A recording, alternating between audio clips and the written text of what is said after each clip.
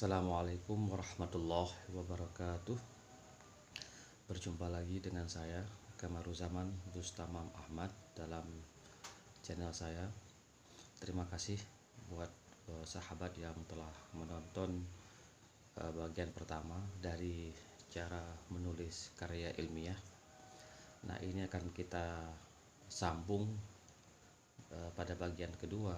Kalau yang pertama kita bahas tentang membaca, kemudian pendekatan menulis, kemudian harus menulis, yaitu mulai menulis, kemudian bahasa Indonesia. Nah, dalam sesi kali ini kita akan coba lihat ada beberapa hal yang selanjutnya, yaitu gaya penulisan. Gaya penulisan adalah cara Anda menulis atau style atau gaya pada saat Anda menyajikan ide Anda. Nah, di sini ada beberapa tip yang ingin saya berikan. Pertama, kalau Anda ingin memiliki gaya penulisan, cobalah membaca karya-karya penulis terkenal. Jadi, karya-karya penulis terkenal itu Anda baca berulang-ulang, kemudian lihat bagaimana cara dia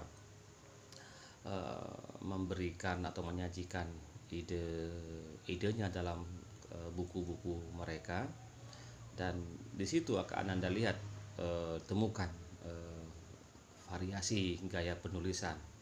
Nah, di sini kalau saya dulu belajar menulis, saya dulu membaca bukunya MH Ainun Najib, kemudian bukunya Komordin Hidayat, karya-karya Pak Azra, dan banyak penulis terkenal lainnya. Saya sangat suka dengan tulisan atau karya-karya yang dihasilkan oleh almarhum Kunto Wijoyo. Jadi itu akan membantu kita dalam melihat bagaimana para penulis terkenal menyajikan idenya. Nah, setelah kita membaca karya-karya orang terkenal, yang perlu digarisbawahi adalah kita di sini meniru tapi bukan menjiplak. Jadi kita melihat mereka menulis tapi bukan menjiplak karya mereka. Nah, ini penting, yaitu tiru tapi bukan menjiplak. Kemudian yang selanjutnya adalah tulisan akan semakin bagus jika kita memperbanyak latihan. Jadi latihan menulis, makanya menulislah setiap hari, supaya dengan latihan tersebut Anda bisa tahu di mana dan bagaimana sebenarnya cara Anda menyajikan ide-ide Anda. Kalau kita orang Melayu atau orang Aceh biasanya suka menyajikan ide dengan berputar-putar, dan agak khawatir kalau kita bicara atau menulis to the point. Nah, ini juga perlu dilihat bagaimana para penulis di beberapa kampus terkemuka ketika mereka hendak menulis karya ilmiah, yaitu to the point, tidak berputar-putar. Nanti mungkin akan kita jelaskan secara detailnya. Kemudian gunakan juga ketika Anda menulis, ini agak sedikit susah tapi saya pikir ini perlu dilatih, yaitu bahasa akal dan bahasa batin. Ada para penulis yang mampu menulis dengan bahasa batin mereka, jadi perenungan, hasil kontemplasi, kemudian dihasilkan dalam sebuah tulisan yang amat mendalam.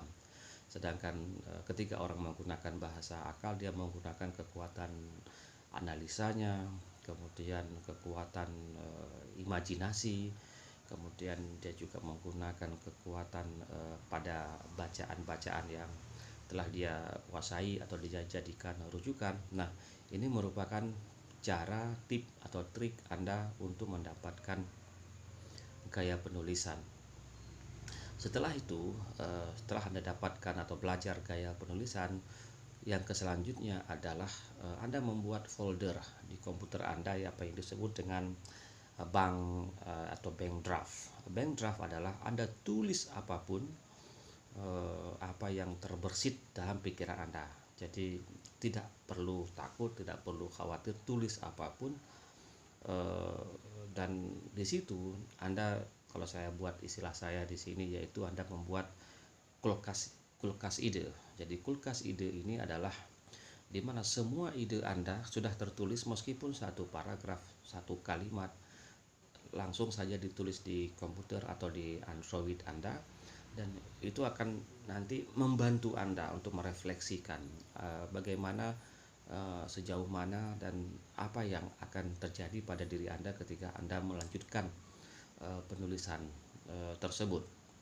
Nah, saya selalu dalam PC saya itu ada namanya folder bank atau bank draft, untuk menyimpan semua ide yang akan saya sajikan dalam bentuk buku, dalam bentuk karya ilmiah, artikel pendek, walaupun sesungguhnya itu belum selesai. Nah, di dalam kategori bank draft ini atau bank ide ini, kita juga menjadikan diri kita sebagai center pusat. Jadi kita di tengah-tengah, kemudian di sekitar kita itulah kemudian ada beberapa ide yang kita tulis pada saat kita nyaman.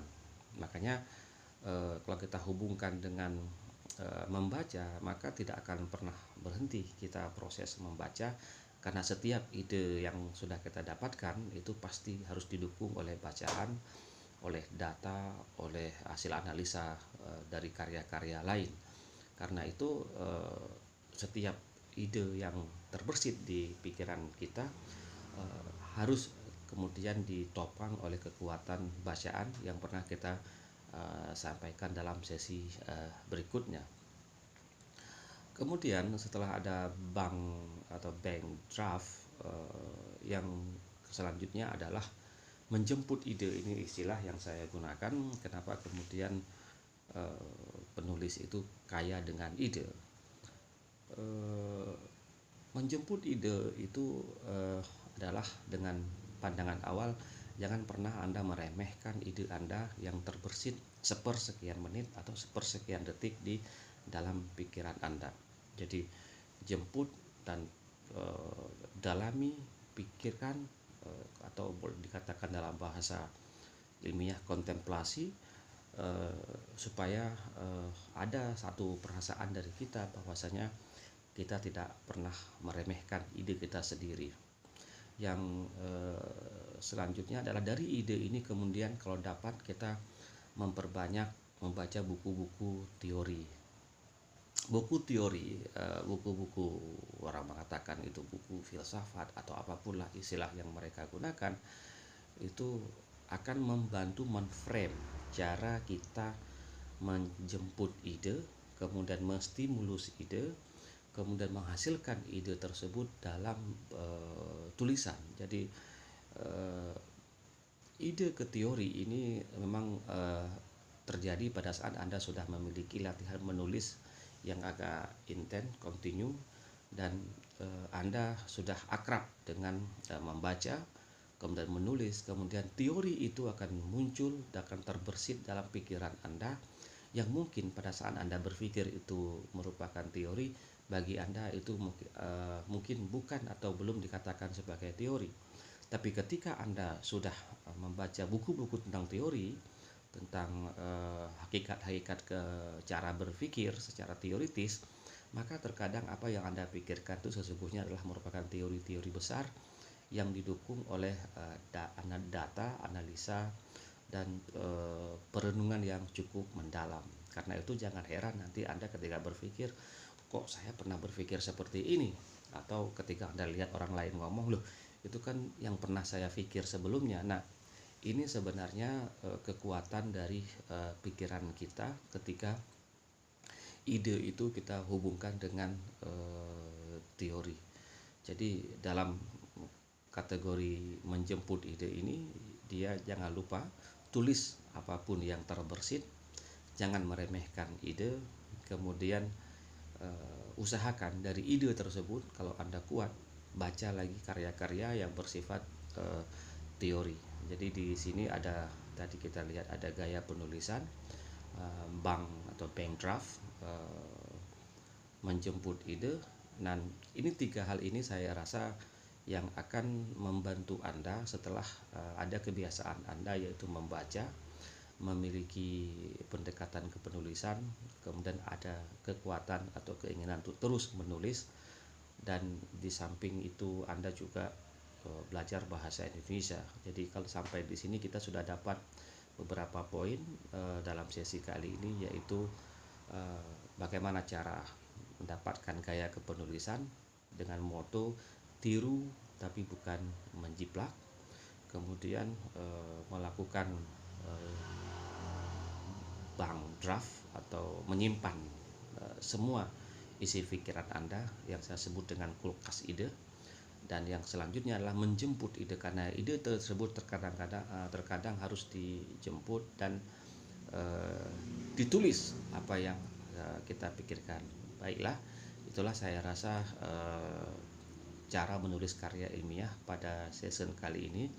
Nanti akan kita sambung pada sesi berikutnya tentang bagaimana cara menerbitkan karya ilmiah, kemudian bagaimana kita hidup sebagai seorang peneliti atau penulis, kemudian bagaimana kita mengatasi kebosanan. Demikian para sahabat, terima kasih atas kunjungannya. Akhirul kalam, assalamualaikum warahmatullahi wabarakatuh.